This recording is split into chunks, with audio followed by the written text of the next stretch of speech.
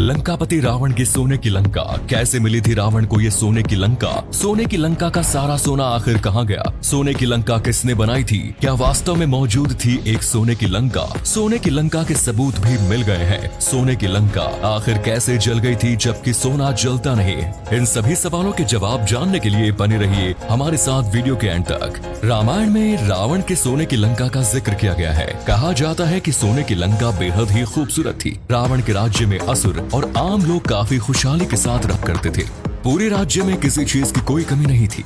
रावण ने अपने अनुष्ठानों और पराक्रम के बल पर कई देवताओं को लंका में बंदी भी बनाया हुआ था। लेकिन रामायण में कहीं भी ये वर्णन नहीं किया गया कि रावण की मौत के बाद सोने के महल और राज्य का आखिर क्या हुआ। रावण के वध के बाद भगवान श्री राम ने रावण के भाई विभीषण को लंका का राजा बना दिया था। लेकिन इसके बाद सोने की लंका आखिर कहाँ गायब हो गई? ऐसे में ये शंका भी कई बार पैदा हो जाती है कि क्या वास्तव में सोने की लंका हुआ करती थी या नहीं, और अगर थी तो इतना सारा सोना आखिर गया कहाँ? आपको बता दें कि आज की लंका में सच में एक ऐसा राज्य हुआ करता था जो पूरी तरह सोने के बना हुआ था। इसके बारे में कई बातें प्रचलित है। कुछ जानकारों के मुताबिक इंग्लैंड में एक समय ऐसा हुआ करता था कि लोगों के घरों में बेशुमार सोना था। लोग सोने के बर्तनों में खाना खाते थे। चम्मच और गिलास भी सोने के बने हुए थे। ये स्थिति दूसरे विश्व युद्ध से पहले तक बनी हुई थी। इंग्लैंड में ये सारा सोना भारत और लंका से ले जाया गया था। सन 1872 में भारत से एक जहाज भरकर सोना लंका ले जाया जा रहा था कि तभी श्रीलंका के पूर्वी तट पर जहाज के प्रोपेलर में कुछ खराबी आ गई।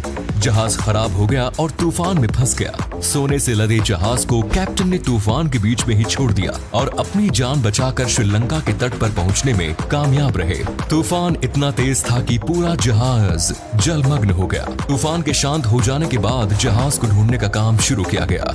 ब्रिटिशर्स ने जहाज को ढूंढने की बहुत कोशिश की, लेकिन उन्हें सोने से लदा वो जहाज नहीं मिला। उस जहाज पर सारा सोना चोरों का लूटा हुआ था। इस बार अंग्रेजों की मेहनत रंग लाई और उन्हें समुद्र में डूबा हुआ सोना मिल गया। इन सब बातों का जिक्र हेनरी राफेल ने अपनी किताब माई जर्नी ऑफ इंडिया में किया। सोने को समुद्र से बाहर निकाला गया। सोने की जब जांच की गई तो हर कोई हैरान रह गया, क्योंकि जांच में पाया गया कि वो सोना 1872 में डूबे हुए जहाज का नहीं है, बल्कि वो हजारों सालों से सोना समुद्र में पड़ा हुआ है। ये सोना रावण की लंका का ही था जो जलमग्न हो गई थी। समुद्र से सोना निकाला गया और 185 जहाज सोना भरकर इंग्लैंड में भेजा गया। हेनरी राफेल ने यह भी लिखा है कि उन्हें जब इस बात की जानकारी मिली तो उनका ट्रांसफर साउथ अफ्रीका कर दिया गया। रावण की ये लंका त्रिकुटाचल पर्वत पर बनी हुई थी। ये पर्वत असल में 3 पहाड़ियों की श्रृंखला है, जिनमें पहले पर्वत का नाम सुबेल है। ये वही स्थान है जहाँ रावण और राम की सेना के बीच युद्ध हुआ। दूसरे पर्वत का नाम नील है और इसी पर्वत पर रावण की लंका मौजूद थी।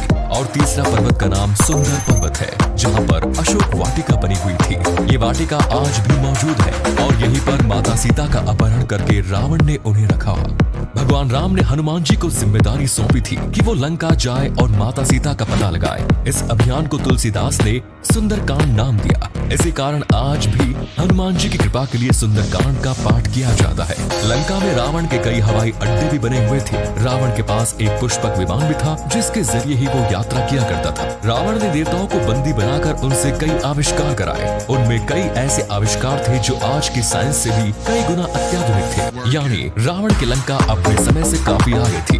लंका का निर्माण विश्वकर्मा ने किया और रावण को ये लंका कैसे मिली, इस बारे में कई कहानियां प्रचलित हैं। कहा जाता है कि शंकर देव माता पार्वती के साथ कैलाश पर्वत पर रहा करते थे। एक दिन माता पार्वती ने अपनी इच्छा जाहिर करते हुए कहा कि सभी देवी देवता बड़े बड़े महलों में रहते हैं, हमें भी एक महल बनवाना चाहिए, एक ऐसा महल जो इंद्र के महल से भी ज्यादा भव्य हो। पार्वती की इच्छा पूरी करने के लिए देवों के देव महादेव जी ने विश्वकर्मा को एक महल बनाने का हुक्म दिया और धनपति कुबेर ने इस महल को सोने का बना दिया। जब महल का निर्माण कार्य पूरा हुआ तो उसे देखकर हर कोई हैरान रह गया। किसी ने पहले इतना सुंदर भव्य सोने का महल नहीं देखा था। अब गृह प्रवेश की बारी थी और इसके लिए विष्णु जी ने कहा कि ऋषि विश्रवा जी को गृह प्रवेश की क्रिया संपन्न करने के लिए बुलाया जाए। ऋषि विश्रवा ने पूरे विधि विधान के साथ गृह प्रवेश का कार्य कराया। शंकर जी और पार्वती जी ने ऋषि विश्रवा से कहा कि आपको गुरु दक्षिणा में क्या चाहिए। पहले तो ऋषि विश्रवा ने कहा कि उन्हें कुछ नहीं चाहिए, लेकिन शंकर देव ने कहा कि बिना गुरु दक्षिणा के ये अनुष्ठान अधूरा है। सोने का महल देखकर ऋषि के मन में लालच आ गया और गुरु गुरु दक्षिणा में उन्होंने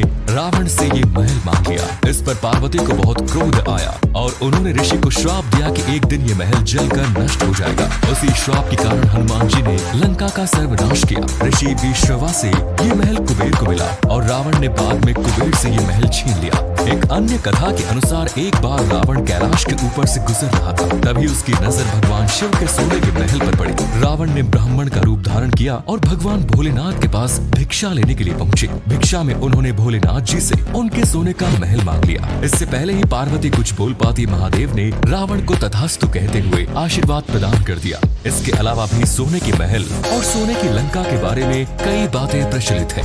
ये भी कहा जाता है कि रावण को कहीं से पारस पत्थर प्राप्त हो गया था। पारस पत्थर किसी भी धातु को सोने में तब्दील कर सकता है। राजस्थान के अलवर जिले से रावण को पारस पत्थर की प्राप्ति हुई। वहीं एक अन्य कथा की माने तो लंका में एक जैन मंदिर था, जहां रावण ने चिंतामणि पार्श्वनाथ भगवान की आराधना की थी। रावण की आराधना से इंद्रदेव प्रसन्न हुए और उन्होंने रावण को पारस पत्थर दिया। इस पारस पत्थर से ही रावण ने अपने महल और राज्य को सोने का बना दिया।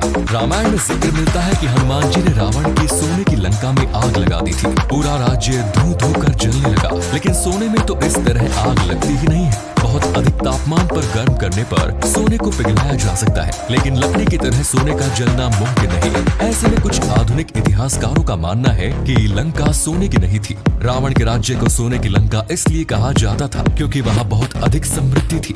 यहाँ पर सोने का शाब्दिक अर्थ नहीं निकालना चाहिए। सोने को यहाँ समृद्धि का प्रतीक माना गया है। अक्सर कविताओं में या लेख में किसी चीज का वर्णन करने के लिए कुछ उपमाएं दे दी जाती है, जैसे रावण का 10 सिर का होना या 20 भुजाओं का होना। असल में तो रावण बहुत अधिक बुद्धिमान था, जिस कारण कहा जाता है कि उसके 10 सिर हुआ करते थे। बहुत अधिक बलवान होने के कारण ये वर्णन किया गया है कि रावण की 20 भुजाएं थी। ये ठीक इसी तरह है जैसे भीम के लिए कहा जाता है कि उनमें 1000 हाथियों का जितना बल था। इसी प्रकार लंका आम राज्यों की तरह ही थी और हनुमान जी के जलाने पर वो जल गई। दोस्तों, हमने आपको लंका के सोने के सबूत और प्रमाण भी बता दिए और साथ ही अन्य पहलुओं की दृष्टि से भी आपको पूरा वाक्य समझा दिया है। अब ये आपके ऊपर है कि आप किस पर विश्वास करते हैं। आपको क्या लगता है कि वास्तव में सोने की लंका थी? इस बारे में अपनी राय कमेंट्स में जरूर दीजिए। आज के लिए इतना ही दोस्तों।